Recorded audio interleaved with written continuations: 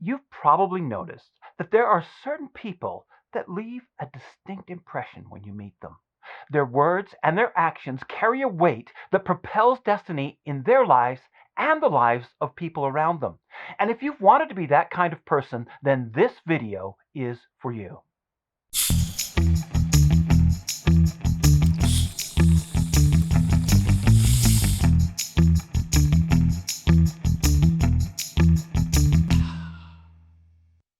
Hi, I'm Jeremy, and welcome to Refresh, where I love to produce content that will refresh your spirit, refresh your mind, and refresh your vision. Today, I want you to meet David and Miha Norton. They are church planters and missionaries based out of Cluj, Romania. These are two people that I consider it as a privilege to call my friends. They are the real deal. And in this video, we talk about the role of prayer in our life and our ministry. Actually, this conversation is a brief part of our longer conversation. If you'd like to hear the whole thing, you can click on a card which you'll find up here. I know you're going to love them, so let's get right to our chat. What role has prayer played in your ministry? When I first went as a missionary, I was 19. I lived in Russia for a few years. And during that time, I went on a trip with 4 Russians, I believe it was, to Tajikistan. So while we were in Tajikistan, we had the opportunity to visit a church that was planted by Korean missionaries. And when we went to visit this church in Tajikistan, we walked through the doors and we started going down. They led us into their basement of their building, and there's probably about 50 people gathered, all kneeling down, all praying loudly to the Lord. And when you walked in, you just felt a sense of holiness, the presence of God that was there. They told me, this is one of 5 prayer meetings that we have every single day.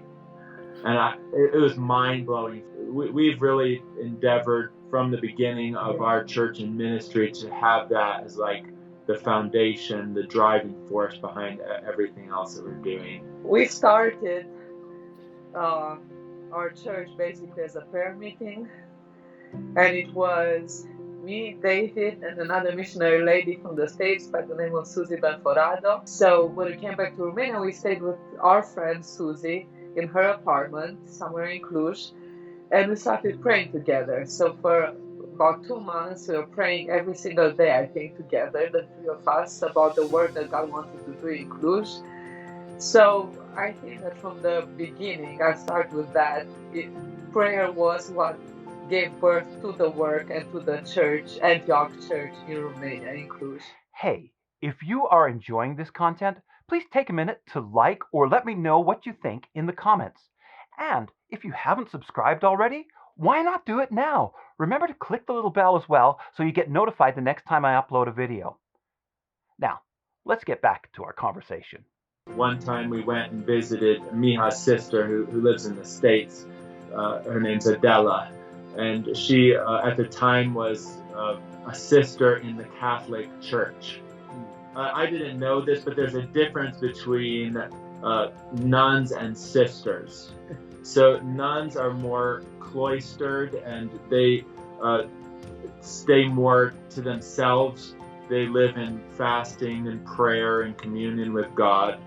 And the sisters are plain clothes. They're out in the community. They're doing things for social justice and education and working with people. One of the sisters told me that the nuns, the way that they see that is that they are like this invisible foundation that holds up the whole church. Wow.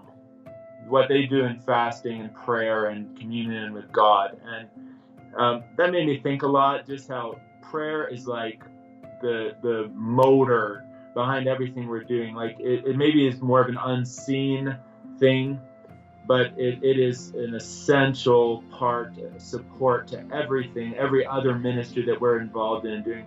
It really is for us that place, like David was saying, the engine behind everything that we're doing. Like even during this pandemic, because you were talking about how it affects our ministry.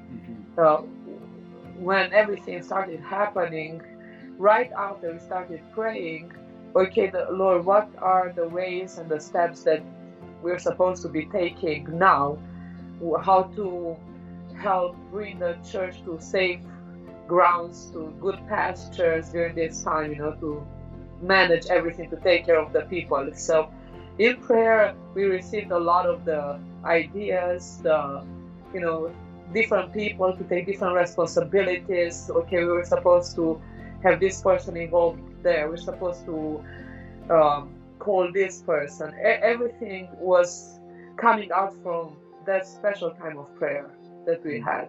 Like every Wednesday, from the time that we went into lockdown, we had a day of fasting and prayer for the whole church, where we could just stay unified in that way, even though people were in their houses, but helped keep a sense of unity. And another thing I was thinking about was a quote by John G. Lake, that he said, "Read the Bible on your knees." So even like the way that we would prepare messages or receive revelation from the Word is always in that place of prayer. So I think we endeavor, whenever it comes time for us to preach, to really bathe those messages in prayer. And I think if you hear somebody preaching, a lot of times you can feel if they have a prayer life or not, because you can feel another authority behind, another release of life that comes from their prayer life. I remember a prayer meeting in Russia many years ago. I was there because your father was ministering, doing different conferences all over Russia. And we were in the hotel room, a bunch of us, praying, all of us together.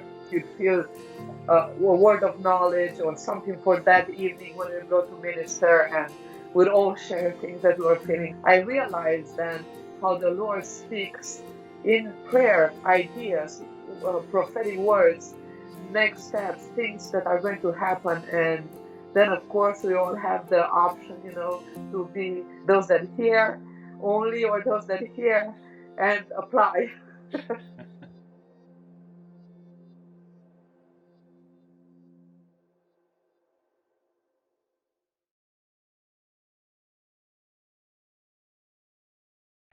As you can tell, we really enjoyed our time together. And I want to remind you that the full interview is available. There will be a card at the end of this video that you can click to watch it in full. And I also have published this as a podcast, which you can access using the link below this description. That's all for today. Until next time, keep looking upwards, keep moving onwards, and I will see you in the next video.